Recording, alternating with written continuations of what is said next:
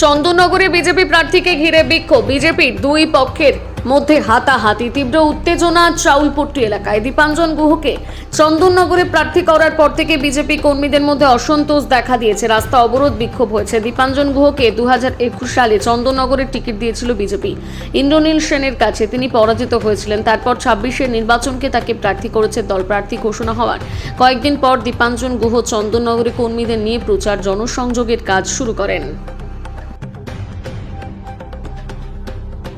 माता की जय। मंडल प्रेसिडेंट मंडल এই দিকে সবাই শুনছি রঞ্জন দা দাদা, আজকে তো আপনি প্রচারে বেরিয়েছেন পুজো দিতে, এখানে হঠাৎ একটা গন্ডগোল বেঁধে গেল কেন?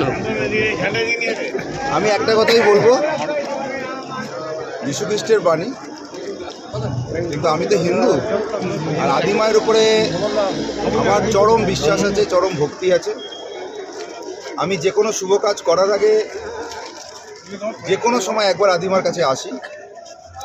মা আমাকে ফেরায় না।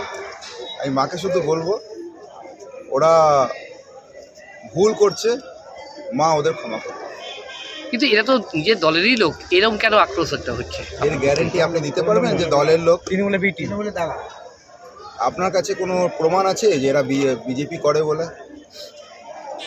বিজেপি যারা করে তারা প্রকাশ্যে কখনো বিজেপিকে নিয়ে কখনো কোনো মন্তব্য করে না। যারা ভারত মায়ের সন্তান তারা কখনো ভারত মায়ের সন্তানদের বিরুদ্ধে বলে না। কিছু থাকে এদিক ওদিক, তাদের সমস্যা থাকে। মা ক্ষমা করুন। কি চাইছেন আপনি এরকম? একটাই চাইছি, হিন্দুত্বের জয় হোক, মির্জাফররা শেষ হোক, পশ্চিমবাংলা ধর্মের স্থাপনা হোক, চন্দননগরের ঐতিহ্য ফিরে আসুক, আর দোগলা রাজনীতি বন্ধ হোক। ভারত মাতা কি ভারত মাতা কি আমাদের এখানে আমরা দেখলাম হঠাৎ করে জয় শ্রীরাম বলে দুদল মানুষ, তাদের হাতে বিজেপির ঝান্ডা, এবং পুরুষ মহিলা নির্বিশেষে তারা একে অপরকে নির্বিচারে মারামারি করছে। পশ্চিমবাংলা এবং গোটা ভারতবর্ষে যে নৈরাজ্যের শাসন, সেই নৈরাজ্যের শাসনের প্রতিচ্ছবি আমরা এখানে দেখলাম।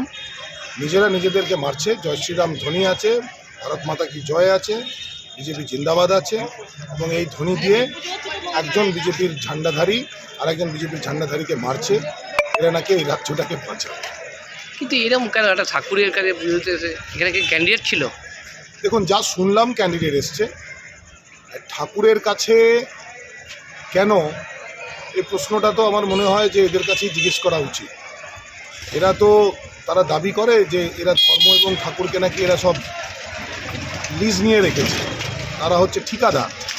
সেইখানে ন্যূনতম যে ডেকোরাম মানা উচিত, এই জায়গাটা হচ্ছে চন্দননগরের সবচেয়ে প্রতিষ্ঠিত চাউলপট্টি আদিমাতার মন্দির। আজকে আমাদের পূর্ণিমা পুজো চলছে, অসংখ্য ভক্ত আছেন, ধর্মপ্রাণ মানুষ আছেন, পুরুষ মহিলা নির্বিশেষে। সেইখানে এই ধরনের নৈরাজ্যের ঘটনা, এই ঘটনার নিন্দা কি বলবো, কি বলবেন? এই ঘটনাকে এরকমভাবে ধিক্কার একটা জানাবো। জিনিস। আপনার নাম? আমি গোপাল শুক্লা, আপনি 6 নম্বর ওয়ার্ড। আমি এইখানে আমাদের এই ট্রাস্টের সদস্য।